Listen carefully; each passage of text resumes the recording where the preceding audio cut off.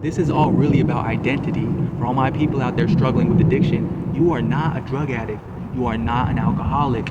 You've just been identifying as one for far too long. That you're starting to believe a lie about your identity that'll claim your relationships, your finances, your mental, spiritual, emotional, and physical health, and eventually your life. Now, this is a good time to learn from these transgender peoples. Let's take notes and apply it to our lives.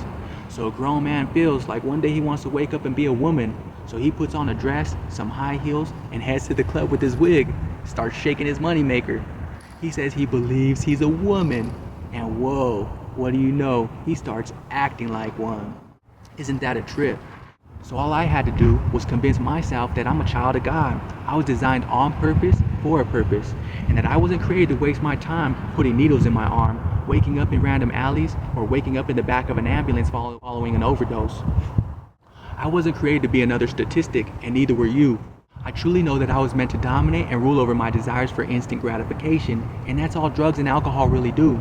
They satisfy for the right here, right now, at the cost of everything in the future. In hindsight, I'm realizing that addiction was such a selfish way to live.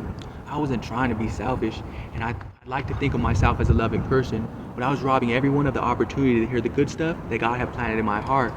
Sure, I talked about God at the trap houses, but my words didn't carry much weight, while I was sticking needles in my arm just like everyone else. Now Romans 8:28 says that all things work together for the good of those who love the Lord and are called according to his purpose. So I believe that good will come from all my struggles. Somebody might listen and decide to search for their identity in Christ. They might remember how messed up I was and also decide to put the dope down and walk out their true identity. I mean, if God could help me get sober, then he could do it for anybody. You're here for a reason. You could reach people that I can't reach. You don't know who you might influence and what a difference you can make in somebody's life. We've got different but similar stories, and we don't know how good of an ending the story can have until we put our chapters into the hands of the one who wrote it.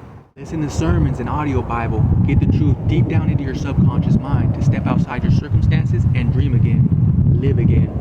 I hope that God allows your lives to become so unbearable in your addiction, and that you too will cling to the desire to wage war against that which is destroying you. And I pray that you too will remember who you are. Like and subscribe for more.